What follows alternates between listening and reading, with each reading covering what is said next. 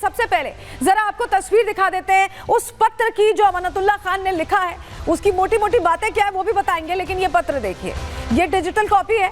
अमानतुल्लाह का ये शिकायत पत्र है जिसमें वो ये कह रहे हैं कि वो निर्दोष हैं, और निर्दोष होने के साथ साथ उनकी तरफ से ये भी बताया जा रहा है कि उन्हें फंसाने की कोशिश की जा रही है, उनकी कहीं कोई गलती नहीं है। तो ये शिकायत पत्र जो भेजा है और पुलिस को एड्रेस करते हुए भेजा है, जिसको लेकर आम आदमी पार्टी भी दावा कर रही है कि अमानतुल्लाह खान तो पहले ही बता चुके हैं कि उनका कोई इन्वॉल्वमेंट नहीं है और ऐसे में उनकी कोई गलती नहीं है। इस शिकायत पत्र में लिखा क्या है, चलिए जानकारी आपके सामने रख रहे हैं, आपको बताते हैं। दरअसल अमानतुल्लाह ने ये जो लेटर लिखा है उसको लेकर आम आदमी पार्टी दावा कर रही है। क्या कह रही है? अमानतुल्लाह ने दिल्ली सीपी को ये चिट्ठी भेजी थी, एड्रेस सीपी को किया था, हमने आपको दिखाया। चिट्ठी में लिखा है कि मैं कहीं भी भागा नहीं हूं। चिट्ठी में यह दावा कि मैं अपने विधानसभा क्षेत्र में ही हूं। चिट्ठी में दिल्ली पुलिस पर गंभीर आरोप लगाए गए, प्रश्न खड़े किए गए। पुलिस पर झूठे केस में फंसाने का आरोप अमानतुल्लाह खान लगा रहे हैं। पुलिस जिसको गिरफ्तार करने आई थी, शहबाज का ये जिक्र कर रहे हैं, वो आरोपी पहले से ही जमानत पर बाहर है। आरोपी ने पुलिस को अपना कागज दिखाया और पुलिस गलती छिपाने के लिए उन्हें फंसा रही है। ये चिट्ठी में लिखा गया है अमानतुल्लाह खान की तरफ से कि उन्हें फंसाने की कोशिश की जा रही है। लेकिन जब ये खबरें सामने आई, अभी तो विधायक चुने गए हैं, उनकी जो सत्ताधारी दल हुआ करता था अब वो विपक्ष में बैठने वाला है और इस बीच उनका नाम कई बार विवादों में आ चुका है। उसके बाद अब ये चिट्ठी उनका भेजना ये बीजेपी को हैरान कर रहा है। वीरेंद्र सचदेवा भी प्रश्न खड़े कर रहे हैं, सुनिए जरा। ये अपराधी कितना भी बड़ा हो कानून से बड़ा नहीं है, और अमानतुल्लाह खान ये आम आदमी पार्टी के बाकी कई आपराधिक चरित्र वाले व्यक्ति में से ही एक हैं। पहले भी कई कानूनी प्रक्रियाओं में इनके ऊपर मुकदमे चल रहे हैं, लेकिन अब जो इन्होंने काम किया उसकी सजा इनको भुगतनी पड़ेगी, क्योंकि कानून के साथ खेलने की इजाज़त तो किसी को नहीं दी जा सकती। इस बीच ये जो चिट्ठी भेजी गई है ये ईमेल के जरिए अटैचमेंट में भेजी गई है। ईमेल देख लीजिए जरा। ईमेल में आपको दो चीजें देखनी है, हम ईमेल का जिस्ट आपको बताएंगे, जानकारी आपको देंगे, लेकिन पहले आप टाइम देख लीजिए। 12 फरवरी 11:54 पर ये ईमेल भेजी गई है। अब सीपी को मेल करके शिकायत पत्र भेजने का दावा आम आदमी पार्टी कर रही है, आम आदमी पार्टी ने कहा। लेकिन ये जो ईमेल का टाइम हम आपको दिखा रहे हैं 11:54 का, ये इसलिए दिखा रहे हैं क्योंकि इसको लेकर अब बड़ी जानकारी ये सामने आ रही है कि ये जो इनका फर्जीवाड़ा है वो एक बार फिर सामने आ चुका है। तो अपने आप में एक बार फिर ये एक्सपोज होते कैसे दिखाई दे रहे हैं। चलिए अब आपको जल्दी से बताते हैं कि एक्सपोज कैसे हो गए। दरअसल आपका एक और फर्जीवाड़ा अब सामने आ गया। आम आदमी पार्टी ने 10:40 पर शिकायत को लेकर बयान दिया था। बयान कितने बजे आया? 10:40 पर। टाइम आपको याद है? जबकि सीपी को जो मेल भेजा है, जो हमने आपको टाइम स्टैम्प दिखाया, उसमें 11:54 पर है। तो क्या आम आदमी पार्टी से पहले से बात हो रही थी? वो मेल आने से पहले से बात हो रही थी कि शिकायत होने वाली, क्योंकि दावा तो पहले सामने आ गया और मेल उसके बाद आया है। और ऐसे में प्रश्न ये भी है कि क्या आम आदमी पार्टी के कुछ चेहरे मदद कर रहे हैं?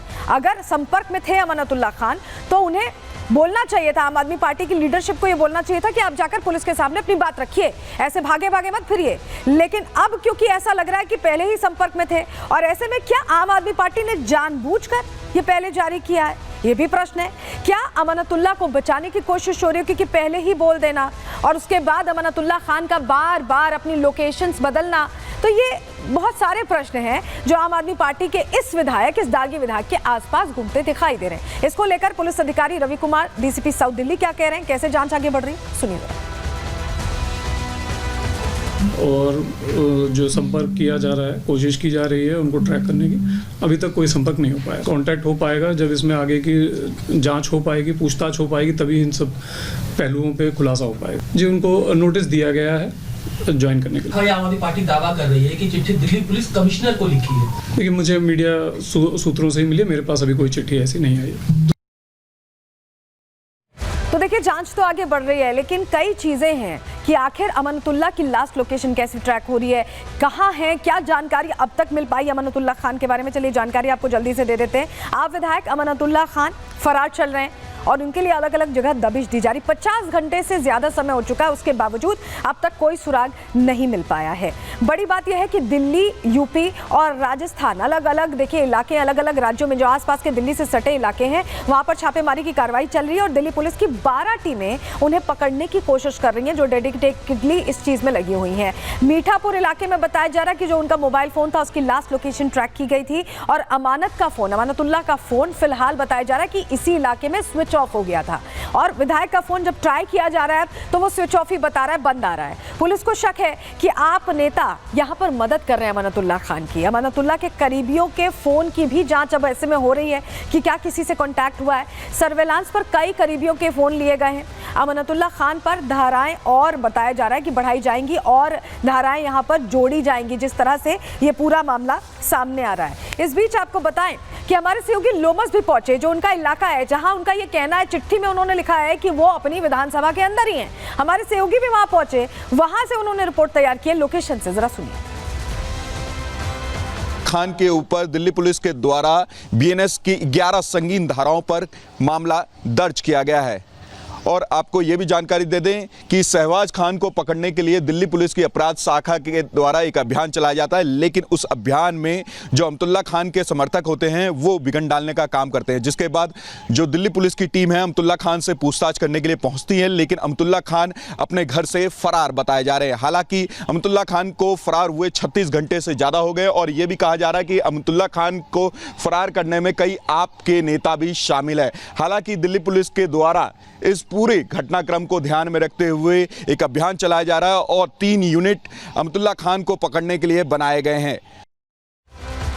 तो देखिए, बता रहे थे लोमस की कैसे 12 टीमें अब खोज रही हैं कि आखिर अमानतुल्लाह खान है कहाँ, क्योंकि अगर उनकी कोई गलती नहीं तो उनको तुरंत पुलिस के सामने आना चाहिए, अपना बयान दर्ज कराना चाहिए, लेकिन वो लगातार फरार है, अपनी जगह चेंज कर रहे हैं, लोकेशन चेंज कर रहे हैं, फोन उन्होंने बंद कर रखा है। लेकिन बहुत से ऐसे मामले हैं जिसको लेकर लगातार अमानतुल्लाह खान का नाम आता रहा है और कई धाराओं में अब केस दर्ज कर दिया गया। चलिए जानकारी आपको दे रहे हैं जल्दी से, कौन कौन सी धाराओं में केस दर्ज किया गया। देखिए, बीएनएस 191(2) भीड़ इकट्ठा करके दंगा करने की कोशिश, बीएनएस 190 गैर कानूनी सभा का हिस्सा होने का आरोप है इसमें। वहीं बीएनएस 221 सरकारी काम में बाधा डालना, क्योंकि पुलिस वहां पकड़ने गई थी उस आरोपी को।